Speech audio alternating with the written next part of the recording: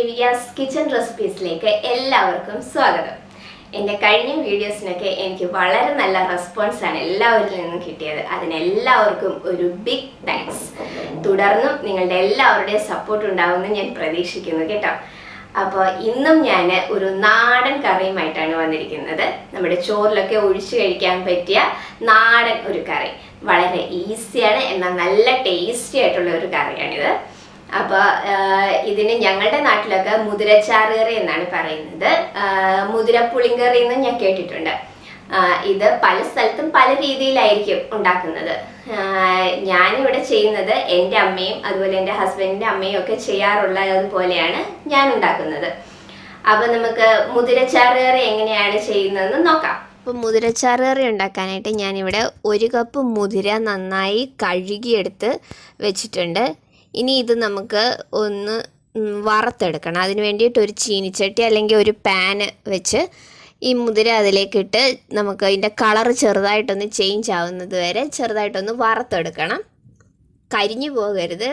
കരിഞ്ഞു പോകാതെ കളർ ഒന്ന് ചേഞ്ചായി വരുമ്പോഴത്തേക്ക് നമ്മളത് ഓഫ് ചെയ്യണം. ഇങ്ങനെ വറുത്തിട്ട് വേവിക്കുകയാണെങ്കിൽ പെട്ടെന്ന് തന്നെ വെന്ത് കിട്ടും. അതിന് വേണ്ടിയിട്ടാണ്. ഇനി ഇത് നമുക്ക് ഒരു കുക്കറിലേക്ക് ഇട്ട് കൊടുക്കാം.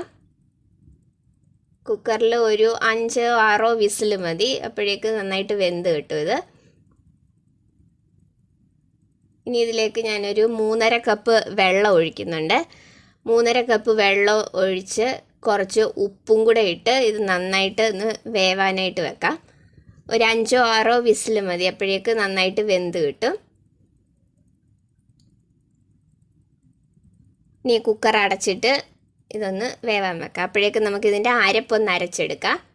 അതിന് വേണ്ടിയിട്ട് ഞാനൊരു 1/2 കപ്പ് തേങ്ങയും 2 കൊച്ചുള്ളി എടുത്തിട്ടുണ്ട്. ഇനി 1/4 ടീസ്പൂൺ മഞ്ഞൾപ്പൊടി, 1/4 ടീസ്പൂൺ മുളക് പൊടി, 1/2 ടീസ്പൂൺ മല്ലിപ്പൊടി, 1/2 ടീസ്പൂൺ കുരുമുളക് പൊടി. ഇതും കൂടെ ആ തേങ്ങയുടെ കൂടെ ഇട്ട് നന്നായിട്ട് നമുക്കിതൊന്ന് അരച്ചു കൊണ്ടുവരാം.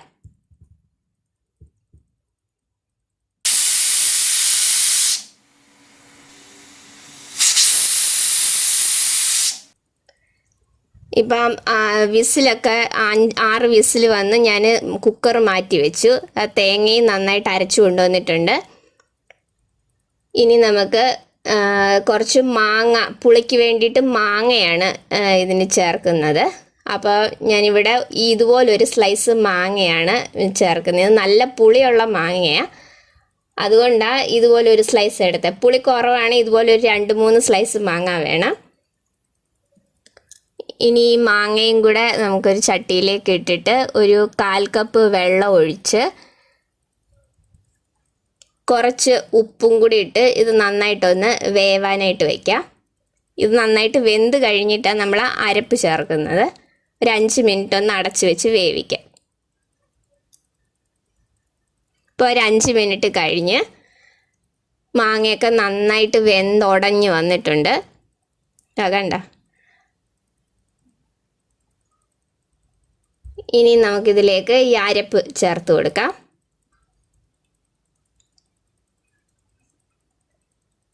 ഇനി ഈ അരപ്പ് നന്നായിട്ടൊന്ന് തിളച്ച് ഒരു 5 മിനിറ്റ് നന്നായിട്ട് ഒന്ന് കുക്കാവണം. ആ തേങ്ങയുടെയൊക്കെ ഒരു പച്ചച്ചുവയൊക്കെ ഒന്ന് മാറുന്നത് വരെ തിളച്ച് ഒരു 5 മിനിറ്റ് നന്നായിട്ടൊന്ന് അരപ്പ് കുക്കാവണം. അത് കഴിഞ്ഞിട്ട് നമ്മൾ മുതിര വേവിച്ച വെള്ളമാണ് ഇതിലേക്ക് ചേർത്ത് കൊടുക്കുന്നത്. അപ്പോൾ ഇതൊന്ന് തിളച്ച് ഒന്ന് 5 മിനിറ്റ് കുക്കാവാനായിട്ട് നമുക്ക് വെയിറ്റ് ചെയ്യാം. ഇപ്പം നന്നായിട്ട് തിളച്ചെല്ലാം വന്നിട്ടുണ്ട്. ഇനി നമുക്കിതിലേക്ക് ഒരു നുള്ള് ഉലുവാപ്പൊടിയും കൂടെ ചേർത്ത് കൊടുക്കാം. ഒരു നുള്ള് ഉലുവാപ്പൊടി ആകാവുള്ളൂ, കൂടുതലായ കയ്പ്പ് വരും.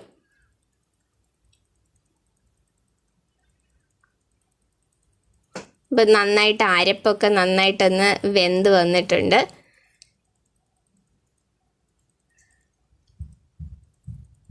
ഇതിപ്പം മാങ്ങ ഇല്ലെങ്കിൽ നമുക്ക് കുറച്ച് പുളി പിഴിഞ്ഞൊഴിച്ചാൽ മതി ഇതിലേക്ക്, പുളിക്ക് വേണ്ടിയിട്ട്.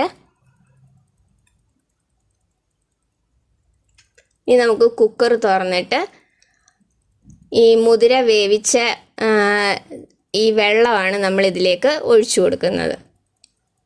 അപ്പോൾ ആ വെള്ളവും കൂടെ അതിലേക്കൊന്ന് ഒഴിച്ചു കൊടുത്തിട്ട് അതൊന്ന് തിളയ്ക്കാനായിട്ട് നമുക്ക് വെയിറ്റ് ചെയ്യാം.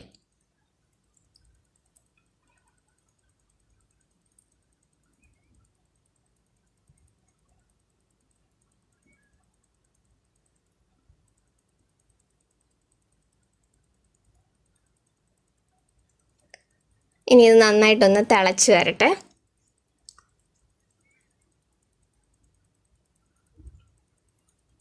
നന്നായിട്ട് അത് തിളച്ച് വന്നിട്ടുണ്ട്. ഒരു 5 മിനിറ്റ് ഇപ്പം നന്നായിട്ട് ഇത് തിളച്ചിട്ടുണ്ട്. ഇനി നമുക്കിത് തീ ഓഫ് ചെയ്തിട്ട് മാറ്റി വയ്ക്കാം.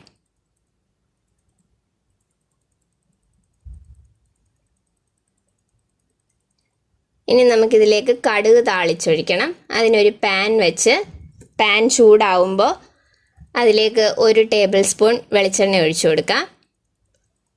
വെളിച്ചെണ്ണ ഒന്ന് ചൂടായി കഴിയുമ്പോൾ കടുക് ഇട്ട് കൊടുക്കാം. അതിലേക്ക് 1 ടീസ്പൂൺ കടുക് ഇട്ട് കൊടുക്കാം.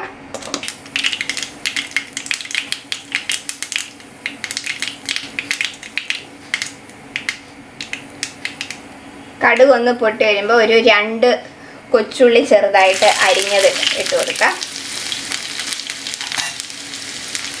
നന്നായിട്ടൊന്ന് മൂപ്പിക്കണം.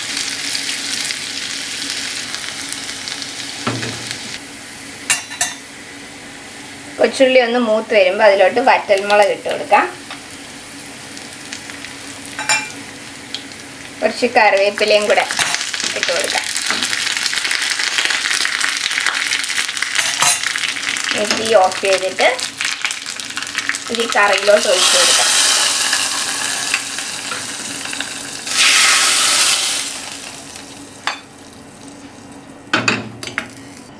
അഞ്ച് മിനിറ്റ് നേരം ഇതൊന്ന് അടച്ചു വെക്കാം. 5 മിനിറ്റ് കഴിഞ്ഞിട്ട് നമുക്കിത് തുറന്ന് നോക്കാം.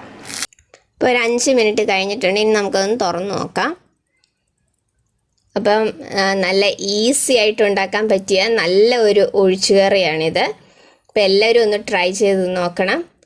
അപ്പം നമ്മൾ കുക്ക് ചെയ്ത് വെച്ചിരുന്ന ബാക്കി ഈ മുതിര നമുക്ക് തോരനോ അല്ലെ പുഴുക്കോ ഉണ്ടാക്കാനായിട്ട് എടുക്കാം. അപ്പം ഈ കറി എല്ലാവരും ഒന്ന് ട്രൈ ചെയ്ത് നോക്കണം. വളരെ ഈസിയാണ്, എന്നാൽ നല്ല ടേസ്റ്റിയാണ്. അപ്പോൾ എല്ലാവരും ഇതൊന്ന് ഉണ്ടാക്കി നോക്കിയിട്ട് എന്നെ അഭിപ്രായം അറിയിക്കണം. അപ്പോൾ എല്ലാവർക്കും ഇഷ്ടപ്പെട്ടു എങ്കിൽ ലൈക്ക് ചെയ്യുകയും കമൻറ്റ് ചെയ്യുകയും ഷെയർ ചെയ്യുകയും സബ്സ്ക്രൈബ് ചെയ്യുകയും ചെയ്യണം. മറ്റൊരു വീഡിയോയിൽ നമുക്ക് വേറൊരു റെസിപ്പി ആയിട്ട് കാണാം. അപ്പോൾ താങ്ക്